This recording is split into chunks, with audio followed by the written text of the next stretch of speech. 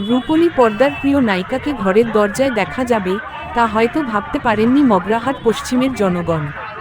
2026 সালের পশ্চিমবঙ্গ বিধানসভা নির্বাচনকে সামনে রেখে শুক্রবার বিকালে রাজারহাট, শেরপুর, নীলকুঠি, পঞ্চানন বাজার হয়ে গোরখালি মোড় থেকে বানেশ্বরপুর ও ভোলার মোড় হয়ে উস্তি বাজার পর্যন্ত তৃণমূল কংগ্রেসের প্রার্থী শামীম আহমেদের সমর্থনে টলিউড অভিনেত্রী শ্রাবন্তী চট্টোপাধ্যায়ের উপস্থিতি, রোড শো ঘিরে তৈরি হল তুমুল উন্মাদনা ও সঙ্গে ঝড় তোলে।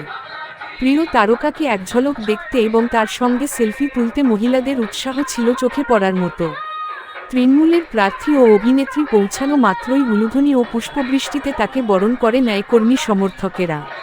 এখানে উপস্থিত ছিলেন তৃণমূল কংগ্রেসের একাধিক নেতৃত্বরা।